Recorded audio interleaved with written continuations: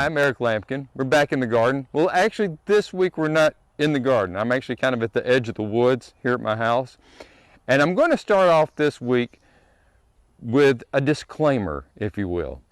I am not a scientist. I'm a gardener. I am not a horticulturist. I am not an agronomist.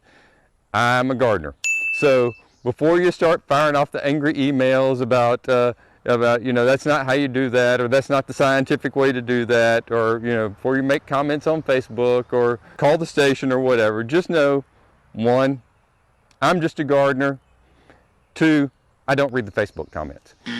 Today I'm going to be talking about dirt, because gardening in and of itself is pretty easy. You've got four basic elements involved. You've got seeds, soil, sun, and what I call the fourth S, soaking. See, instead of water. Four S's sounds better than three S's and a W. It's easier to keep up with. You got four S's there. And today we're going to talk about soil. There's a lot of things you can do. You can deal with the soil you're dealt with in your yard or in your garden.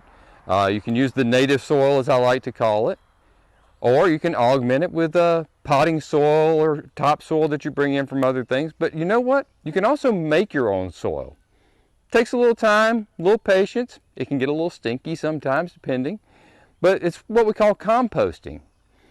And composting, at its roots, if you'll pardon the pun, is pretty simple stuff. You put stuff out there, organic matter, out on the ground or in a certain spot, and you let it decompose, and it turns into basically dirt. It can also be really complicated. There are people who have literally written books on how to do composting. It doesn't have to be that hard. Out here in our yard, it's pretty simple. This is our new compost pile, and you can see we actually have stuff growing in this. Just pile it in there. Stuff will eventually break down. When you need to turn it every so often. We do ours roughly on a weekly basis. Get in there with a rake and a shovel and basically scoop it out, dump it over, move it from one spot to the other, get the stuff on the bottom to the top.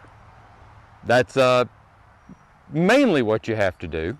So, like I said, composting can be scientific. It can even be mechanical. They make various devices to make composting easier. One of them is this is actually called the Compost Tumbler. That's apparently a registered trademark, and it is a tumbler for compost. So you throw all of your material in here, be it grass clippings or food waste or whatever. You toss it in here, and then you give this thing a twirl, and you come out with dirt after a while. And the thing about this is, it works.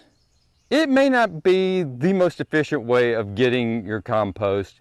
It might be if you use it properly. There's one of the things you have to do. Of course, you load all your stuff in there, and you got to give it a few turns every day, like so. And yes, I'm not actually straining for the camera. This is legit, partially because it's on unlevel ground, but you got to do that. Give it a few good twirls every day, and it will help speed up the decomposition process. So we use the compost in our raised beds. We also mix in some other types of dirt as well. And one of the benefits of using compost is sometimes you get a bonus. And what you see right here, these two big squash plants, and these two tomatoes, and those tomatoes, and I think maybe even these ones in the pots, I'm not sure, all came up from composted dirt. So we poured the stuff in the bed. We planted the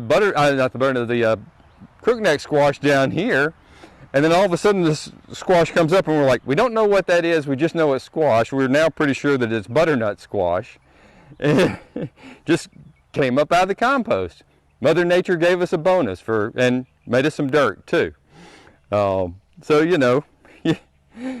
every so often you get a little what does it Bob Ross call it? Happy accidents, right? That's why some people may say, Why are you planting your tomatoes next to your butternut squash? We didn't do it. Mother Nature did, so blame her. We just hope they all grow together. And just remember, folks, if I can do this, you can do this.